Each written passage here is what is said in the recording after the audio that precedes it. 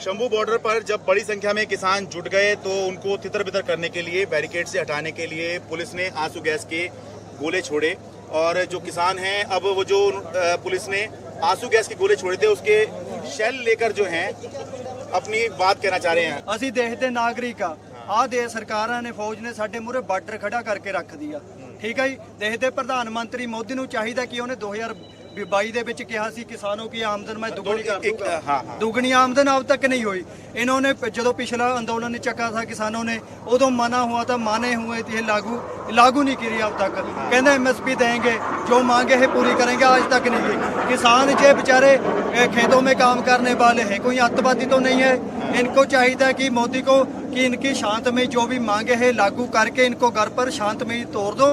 किसी का दिल नहीं करता कि दिल्ली पर असी बैठना है, पर जे अड़ेंगे तो फिर हमारे जेडे पंजाब के निवासी है, हमारे सिंह सूर में जे तो दिल्ली पर जित करके ही आते हैं। अब आप इसको क्या यादगार के तौर पर अपने साथ लेके जाएंगे क्या? हाँ जी, ये यादगार निशानी है। मैं 8-9 ਜਿਹੜੇ ਬੰਬ ਨੇ ਇਹਨਾਂ ਦੇ ਬੋਰੀ ਪਾ ਕੇ ਢਕੇ ਨੇ, ਤੇ ਜਦੋਂ ਇਹਦੀ ਬਹੁਤ ਜ਼ਹਿਰੀਲੀ ਗੈਸ ਆਈ, ਉਹ ਤੋਂ ਬਾਅਦ ਜਦੋਂ ਇਹ ਜ਼ਹਿਰ ਚੜ੍ਹਦੀ ਅੱਖਾਂ ਤੇ, ਇੱਕ ਤਾਂ ਇਹਨੂੰ ਅਸਲੀ ਤਰ੍ਹਾਂ ਇਹਨੂੰ एकदम से मिर्ची सी लगती है। नहीं मड़ो ना ਇਹਨੂੰ, ਅੱਖਾਂ ਖਰਾਬ ਹੋ ਸਕਦੀਆਂ ਹੈ। ਉਸ ਤੋਂ ਬਾਅਦ ਸਾਹ ਨਾ ਔਖਾ ਜਾਂਦਾ ਹੈ।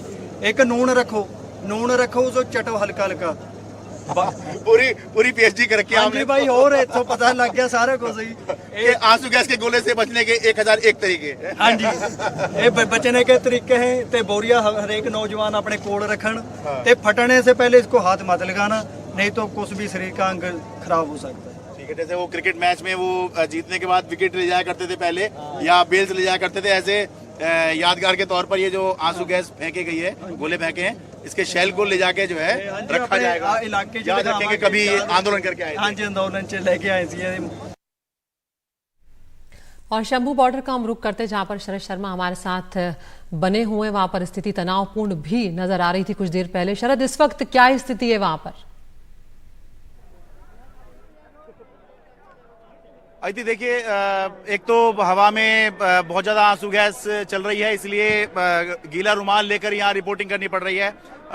आपको मैं जरा बैरिकेड की तरफ दिखाऊं कि पुलिस ने बहुत इस उम्मीद के साथ के बहुत भारी स्लैब लगाए हैं उन्होंने, और इसको हटाना मुश्किल होगा किसानों के लिए।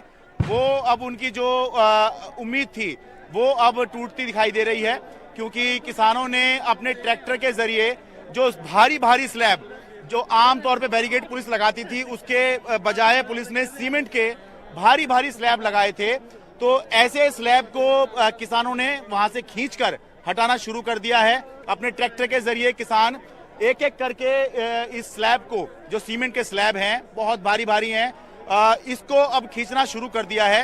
ये पहले लेवल की सिक्योरिटी है, यानी कि अगर ये किसान हटा लेते हैं तो इसके बाद फिर दूसरे लेवल की सिक्योरिटी किसानों को मिलेगी, और वो इससे भी ज्यादा मुश्किल होगी, जहां पर एक तो मोटी कीलें लगी हुई हैं, साथ में स्लैब हैं, और उसको सीमेंट से पुलिस ने पक्का किया हुआ है, और कटीले तार भी वहां पर लगाए हुए हैं। तो पहले लेवल की सिक्योरिटी जो है वो ऐसा लगता है कि इसमें सेंधमारी किसानों ने कर दी है, और लगातार अब जो कोशिश है किसानों की वो ये है कि अब ये जो बैरियर लगाया गया है, जो किसानों को रोकने के लिए यहाँ पर बॉर्डर बनाया गया, एक आमतौर पर तो बॉर्डर है ही पंजाब और हरियाणा का, लेकिन यहाँ पर एक ऐसा बॉर्डर बनाया गया जिसको लेकर किसान नाराज थे कि पंजाब और हरियाणा के बीच में ऐसा बॉर्डर क्यों बनाया गया, इसको लेकर शुरू से नाराजगी थी।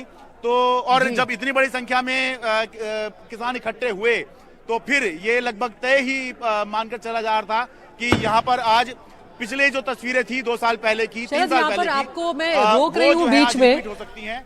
लेकिन शरद, यहाँ पर मैं आपसे ये भी समझना चाह रही हूँ कि आपने बताया कि यहाँ पर किसानों की तादाद बहुत ज्यादा है, ऐसे में कोई अप्रिय स्थिति पैदा ना हो जाए, क्या उसके लिए पुलिस के आला अधिकारी या जो सुरक्षा कर्मी है वहां पर वो किसान नेताओं से बातचीत कर रहे हैं ताकि शांतिपूर्ण तरीके से बातचीत आगे बढ़े? नहीं अदिति, अब तो लगता है कि बातचीत की तो दौर ही निकल गया है। अब केवल यही है कि पुलिस के पास, हरियाणा प्रशासन के पास केवल एक ही उनका मकसद है कि किसी भी सूरत में किसानों को इस बॉर्डर से पार नहीं होने देना है, चाहे कुछ भी हो जाए। इसलिए लगातार जो है आंसू गैस के गोले दागे जा रहे हैं, लेकिन उससे किसान जो है नहीं मान रहे हैं। दूसरी तरफ किसानों का एकमात्र यहाँ पे मकसद है कि यहाँ पे हमें रोका क्यों गया है, हमको दिल्ली जाना है, ये हमारा अधिकार है कि हम अपने देश की राजधानी में जाकर अपनी मांग मनवाना चाहते हैं, हमें क्यों रोका जा रहा है। तो केवल एक ही मकसद चल रहा है, बातचीत वाला दौर जो है वो निकल चुका है। बातचीत जैसी बात अब फिलहाल यहाँ कहीं नजर नहीं आ रही है। यहाँ की हवा में ही इस समय आंसू गैस है। और किसानों की बात करें तो किसानों की कोशिश है कि ये बॉर्डर तोड़ा जाए और आगे निकला जाए। पुलिस की कोशिश है कि किसी भी सूरत में ये जो बैरियर है ये टूट ना पाए। इसलिए लगातार देखिए किसानों के ट्रैक्टर उस एरिया में घूम रहे हैं जहां पर बैरिकेड लगे हैं, यानी कि कोशिश लगातार ये चल रही है कि बैरियर खींचकर यहां से हटाए जाएं, तोड़े जाएं। और पुलिस जो है आंसू गैस के लगातार, जिंदगी में मैंने इतने आंसू गैस के गोले लगातार कभी चलते हुए नहीं देखे जितने आज यहाँ पर लगातार चले ही जा रहे हैं, खत्म ही नहीं हो रहे हैं।